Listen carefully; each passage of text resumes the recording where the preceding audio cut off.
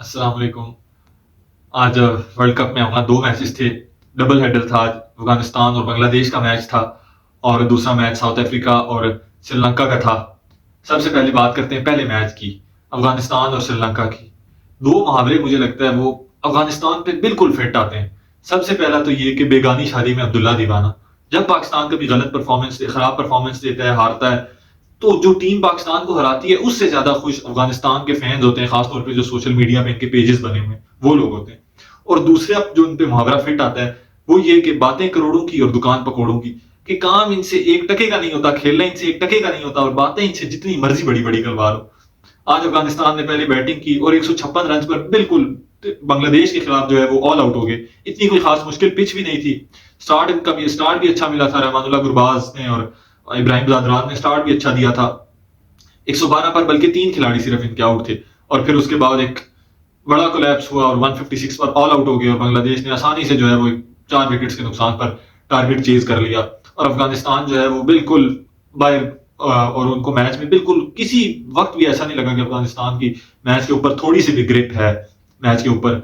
और बॉलिंग में भी जो है वो कोई बहुत ज्यादा एक्स्ट्रॉर्डिनरी, जैसे उनके पास जितने अच्छे स्पिनर्स हैं, इतना अच्छा कुछ नजर नहीं आया। कल शायद पिच भी इतनी वो नहीं थी जो स्पिनर्स को मदद करे। तो इस वजह से आज के मैच में तो अफगानिस्तान बिल्कुल थ्रेटनिंग नहीं लगा। पाकिस्तान के साथ जो मैच होगा, अफगान रमीज राजा ने शायद कहा भी है कि अफगानिस्तान का शायद एक ही मकसद है और वो ये है कि बस वो पाकिस्तान को हरा दे। बाकी उसने 9 में से 8 मैचेस के साथ उसका कोई कंसर्न ही नहीं है। स्पेशली अफगानी फैंस जो है, अफगानिस्तान के फैंस जो है, वो तो बस यही चाहते हैं। जैसे पाकिस्तानी फैंस किसी दौर में अब भी शायद कुछ चाहते होंगे कि बस इंडिया से हम जीत जाएं, बाकी खैर है। तो इसी तरह वो भी चाहते हैं कि बस हम पाकिस्तान से जीत जाएं, बाकी हम किसी मर्जी टीम से भी हार जाएं। और जो दूसरा मैच हुआ है वो हुआ है साउथ अफ्रीका और श्रीलंका का। और क्या शानदार मैच हुआ है। एक तो इंडिया वालों ने रोड़े बना दी हैं। जब पिंडी में कहीं हो, हम करें तो साला कैरेक्टर ढीला, तुम करें तो रामलीला। कि हमारे पिंडी में जब हाई स्कोरिंग मैचेस होते थे तो इंडिया वाले रो रो के कि ये पिंडी की पिचेस और रोड पे हम स्कोर बना रहे हैं। बिल्कुल रोड्स बना दी हैं जहां बॉलर्स को कोई असिस्टेंस नहीं मिलती। खासतौर पे आज जिस पिच पे मैच हुआ है, दिल्ली की पिच पे, कोई बॉलर्स के लिए मदद नहीं। बाउंड्रीज भी कोई बहुत बड़ी नहीं है कि चलो पिच अगर बॉल बल्ले पर आ रही है, पिच आसान है तो बाउंड्रीज बड़ी हो, नहीं, कोई ऐसा मामला नहीं है। नॉर्मल बाउंड्रीज हैं, छोटी भी हैं थोड़ी सी शायद, और पिच भी बिल्कुल इजी। तो बॉलर्स के लिए तो बिल्कुल जहन्नम बना के रखा हुआ था आज जो है इन्होंने, साउथ अफ्रीका के बैट्समैन ने। और ऐसे उनको पीट रहे थे जैसे कोई इंटरनेशनल प्लेयर्स गली के बच्चों के साथ खेल रहे हैं।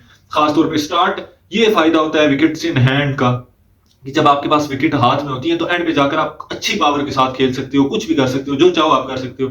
जो कि हमारे यहाँ पर बड़े बड़े फिलोसफर्स को भी बात समझ में नहीं आती, जो क्रिकेट को रेगुलर फॉलो भी करते हैं, वो भी पता नहीं, उन्हें भी ये बात समझ नहीं आती। इवन तो हमारे हिटिंग पावर वैसी नहीं है जैसे साउथ अफ्रीका के पास है, लेकिन स्टिल आप नई चीजें ट्राई कर सकते हो, आप हिट कर सकते हो। आपके पास जब विकेट्स इन हैंड होंगी नहीं, ऊपर से आप बेशक कोई आपका प्लेयर आपको 30 पे 50 कर दे, लेकिन नीचे आपके पास आखिर में विकेट ही नहीं, और हर बंदा तो 30 पे 50 कर नहीं सकता।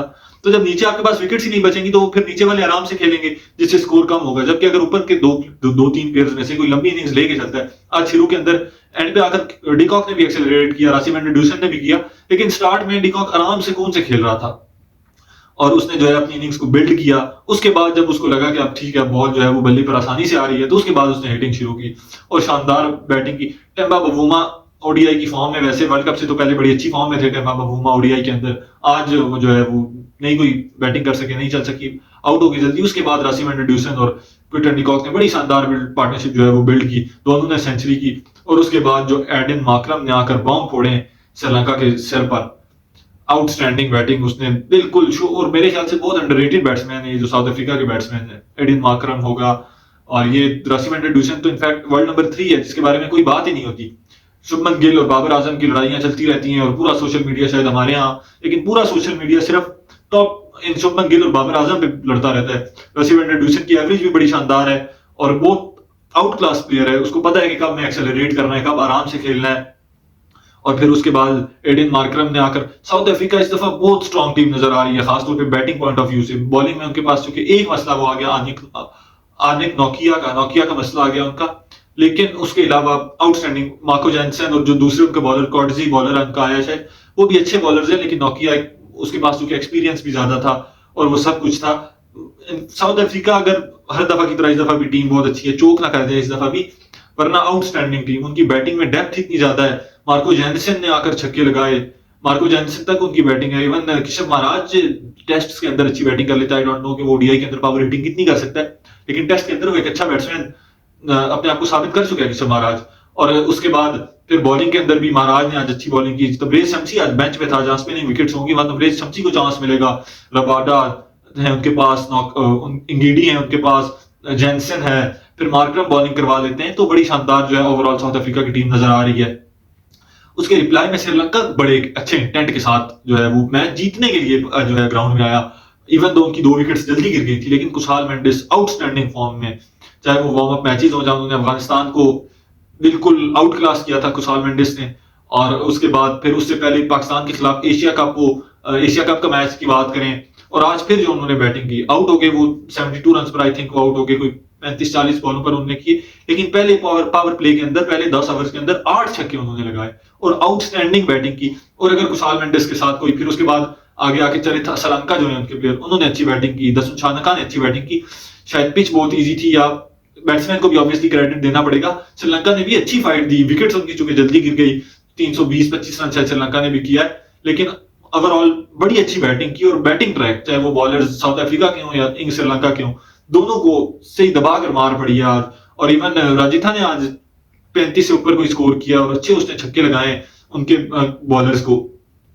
तो आईसीसी को चाहिए मेरे ख्याल से कि वो थोड़ा सा इस बारे में ध्यान करे कि हमने जो है वो बॉलर्स के लिए भी थोड़ी सी मदद पिच के अंदर हो। उसने हालांकि मेरे ख्याल से कहा भी आईसीसी ने पहले, ये आ रहा था कि बाउंड्रीज भी थोड़ी बड़ी होंगी और पिच भी 60-40 होगी कि 60% बॉलर को, बैट्समैन को हेल्प करे 40% बॉलर को, लेकिन ऐसा कुछ नजर आ नहीं रहा खासतौर पे आज के मैच में। आई डोंट नो, कल चेन्नई में मैच है, वहां यही कहा जाता है कि स्पिनर्स को जो है वो ज्यादा मदद मिलती है, लेकिन आई डोंट नो कि कल ऐसा होगा या नहीं होगा। अब मैं बात कर लेते हैं कल के मैच की। क्राउड जो है वो काफी कम है, शायद इंडिया के मैचेस नहीं है, इस वजह से इंडियन बीसीसीआई को चाहिए कि वो बड़ा बोर्ड है, उसको चाहिए कि वो एडवर्टाइज करे, क्राउड पुलर लेके आए, कुछ ऐसी चीजें बनाए जिससे क्राउड का आए मैचेस देखने के लिए। और कल इंडिया के मैच में उम्मीद है कि कल स्टेडियम फुल होगा। चेन्नई के अंदर मैच है ऑस्ट्रेलिया के खिलाफ, और ऑस्ट्रेलिया और इंडिया का कल बड़ा एक अच्छे मैच। अभी तक तो जो मैचेस हुए हैं ज्यादा ऑलमोस्ट सारे मैचेस ही वन साइडेड हुए हैं। श्रीलंका बांग्लादेश, पाकिस्तान नेदरलैंड, श्रीलंका और साउथ अफ्रीका, बांग्लादेश और अफगानिस्तान, उससे पहले न्यूजीलैंड और ऑस्ट्रेलिया, तो सारे वन साइडेड मैचेस हुए। कल उम्मीद है कि कोई थ्रिलर मैच होगा, और ऑस्ट्रेलिया और इंडिया का मैच है। और मेरे ख्याल से तो कल इंडिया जो है वो, इवन दो पिच अब चेन्नई की आई डोंट नो कैसा प्ले करेगी, क्योंकि बैटिंग अगर ट्रैक हुआ तो फिर तो शायद चांस हो, लेकिन वरना इंडिया का चांस मुझे ऐसा फील हो रहा है कि काफी ज्यादा है। और कल के मैच जो है वो इंडिया आसानी से जीत जाएगी ऑस्ट्रेलिया के खिलाफ। एक तो होम ग्राउंड है, ऊपर से फिर इंडिया के पास स्पिनर्स भी, कुलदीप यादव अच्छा है, जडेजा है, अश्विन है, तो इंडिया के स्पिनर्स भी अच्छे हैं उनके पास। मेरे ख्याल से एग्जाम्पल है, फिर एस्टन एगर भी नहीं है ऑस्ट्रेलिया के पास इस दफा। तो ओवरऑल मुझे लगता है कि इंडिया की टीम स्ट्रांग है। कल के मैचेस की तो एक प्रेडिक्शन सही होगी कि साउथ अफ्रीका मैच जीत गया, दूसरी जो है वो गलत होगी। तो कल देखते हैं क्या होता है। और अगर वीडियो पसंद आई है तो उसको लाइक कर दें और चैनल को सब्सक्राइब कर दें।